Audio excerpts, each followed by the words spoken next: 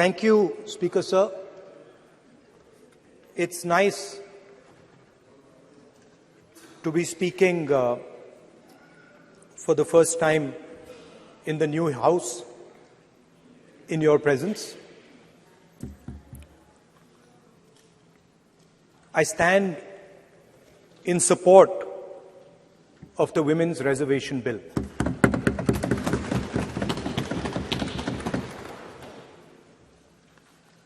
Yesterday, I was listening to the discussion and the issue of the Sengol came up.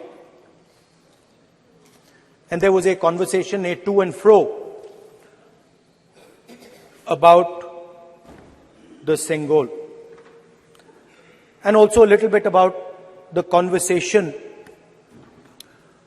about the transfer of power from the British to the people of India. Before handing over power to the people of India, the British asked the leadership of the freedom movement, who are we going to transfer power to? And of course, there was a little bit of arrogance in this statement, because they viewed India as a poor country. And the revolutionary answer that our freedom fighters gave was, we are going to transfer power to the people of India. So we became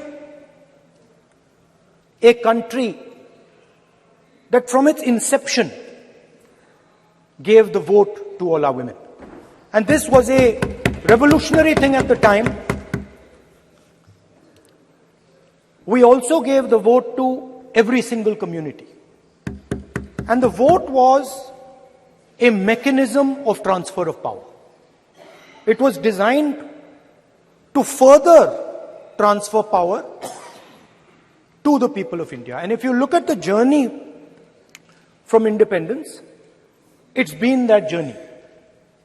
It's been a constant transfer of power, more and more and more power to the people of India, on one side. And on the other side, the counter idea, that take away power from the people of India. This is the fight that is going on. And in fact, in many ways, it is the fight that is taking place today. Huge step forward in the transfer of power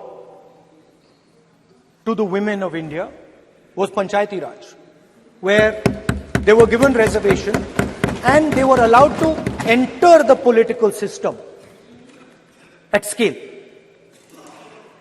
And this is another step. It's a big step. It is not a small step. And I'm sure everybody in this room, the treasury benches, the opposition, everybody agrees that this is a very important step for the women of our country. They fought for independence. They are as capable as any man, in many ways more capable, and should be given as much space as they possibly can be given. There is one thing, in my view, that makes this bill incomplete. I would like to have seen OBC reservation included in this bill. I think it is very important that a large chunk of India's population, large chunk of India's women should have access to this reservation. And that is missing in this bill. There are also two things that seem strange to me. One is the idea that you require a new census to to implement this bill. And the second is that you require a new delimitation to implement this bill. In my view, it is quite simple. This bill can be implemented today by giving 33% of the seats in the Lok Sabha and the Vidhan Sabha to India's women. And so I wonder if this is not designed to push the ball forward. To push the ball forward 7, 8, 9 years, and then let this thing play out the way it does. I know my friends tend to like to take the attention of people away from other issues. You know, there is of course the Adani issue, which is they always want to take the attention away. But there is another, I would like to say that. One of the things that, this is quite a nice building. Nice peacocks. Nice peacock feathers on the ground. Nice peacock feathers in the chair. It's a nice, tasteful building. But frankly, I would have liked to see the President of India in this process. The President of India is a woman. She represents the tribal community, and it would have been befitting to have her visible in this transfer from one house to the other. So, one of the things that the government likes to distract from, of course, is Mr. Adani. And there is another thing that the government likes to distract everybody from. And that thing is called the caste census. For some reason, and I don't quite understand what this reason is, the moment the opposition raises the issue of caste census, the BJP tries to create a new distraction, a new sudden, event, so that the OBC community and the people of India look the other way. In my research for this speech, I took a look at the different institutions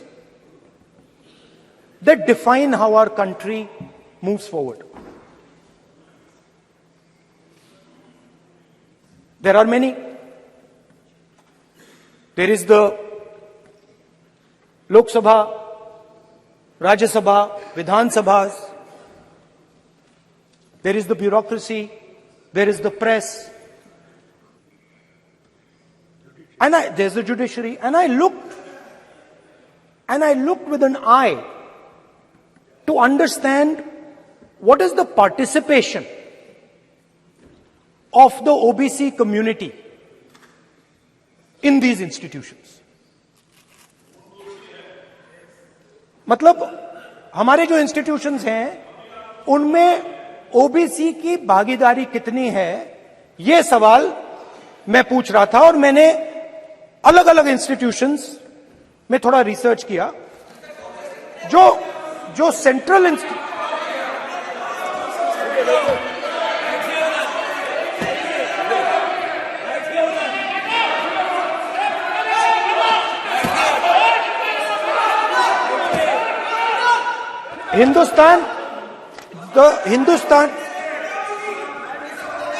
the central, don't worry, don't be scared, we are discussing, डरो मत, हम caste census की बात कर रहे हैं, डरो मत. तो मैंने, I checked, simple thing I did, I said, look, what is the most important set of people in the government of India? The people who define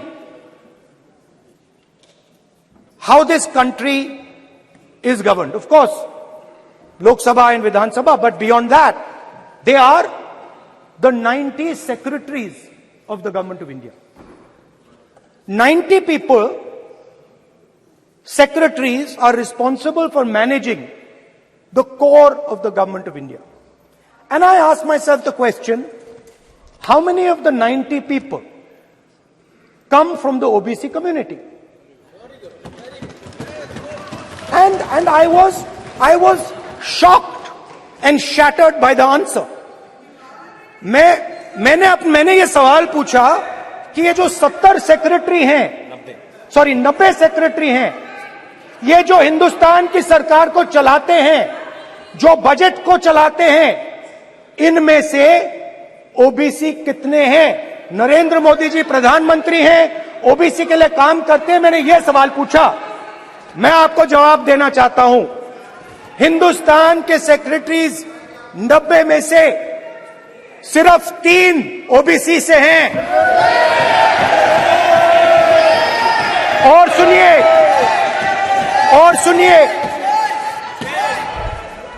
सुनिए, नहीं घबराइए मत, डरो मत।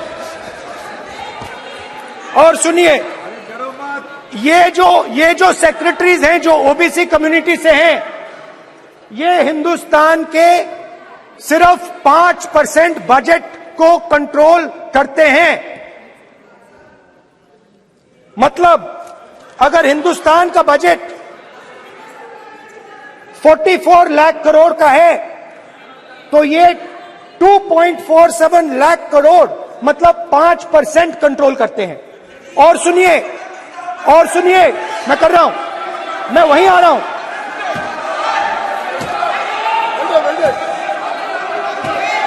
मतलब ये जो है ओबीसी की बात नहीं सुनना चाहते, ओबीसी की बात नहीं सुनना चाहते, ओबीसी की बात नहीं सुनना चाहते, ओबीसी की बात नहीं सुनना चाहते। आप ओबीसी के खिलाफ हैं, आप ओबीसी के खिलाफ हैं, ओबीसी के खिलाफ हैं। ओबीसी के अधिकार के बारे में नहीं सुनना चाहते, ओबीसी के बारे में नहीं सुनना चाहते, ओबीसी के प्रति न्याय नहीं चाहते, ओबीसी के प्रति न्याय नहीं होना चाहिए। ये सी दे नॉट शोइंग ये जो है, हाँ, मैं माननीय सदस्य से आग्रह करूंगा, एक मिनट रुकिए। माननीय सदस्य से मैं आग्रह करूंगा, एक तो ये महिला आरक्षण बिल है और दूसरा सभी माननीय सदस्य समान है। डरो मतो ये शब्द इस पार्लियामेंट में नहीं बोलना चाहिए।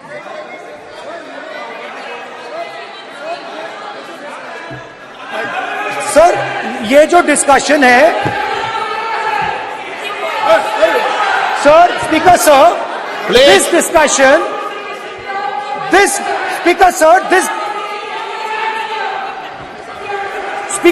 this discussion is about the transfer of power to the people of India.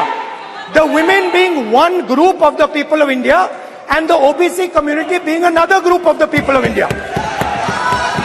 And I am elaborating that the OBCs, who number a huge percentage, have 3% of the 90 secretaries of this country and control and define 5% of India's budget. This is an insult and a shame to the OBC community. ये OBC community का अपमान है। तो सवाल उठता है कि इस देश में कितने ओबीसी हैं, कितने दलित हैं, कितने आदिवासी हैं, और उस सवाल का जवाब सिर्फ कास्ट सेंसस से मिल सकता है। तो मेरा सरकार को एक सुझाव है, सबसे पहले ये जो महिला का बिल है, इसको आप पास कीजिए, आज पास कीजिए, ये जो आपके लागू कीजिए, और ये जो डिलिमिटेशन है जो आपने बोला है, और ये जो सेंसस है, इसकी कोई जरूरत नहीं है। 33% आप महिलाओं को सीधा दे दीजिए। और दूसरी बात, इसको बदलिए, इसको आप बदलिए। कैमरा नहीं है सर, कैमरा नहीं है, आपको ही दिखाएंगे सर, पूरा भाषण में आपको ही दिखाएंगे। ये आप बदलिए। ये जो लिस्ट है, ये ओबीसी समाज का अपमान है। 90 लोग हिंदुस्तान के सेक्रेटरी हैं, उनमें से 3 लोग ओबीसी समाज के हैं, 5% बजट को कंट्रोल करते हैं। तो जल्दी से जल्दी आप कास्ट सेंसस कीजिए, जल्दी से जल्दी जो हमने कास्ट सेंसस किया था उसका डेटा आप रिलीज कीजिए, और अगर आप नहीं करेंगे तो हम कर डालेंगे। Thank you. धन्यवाद।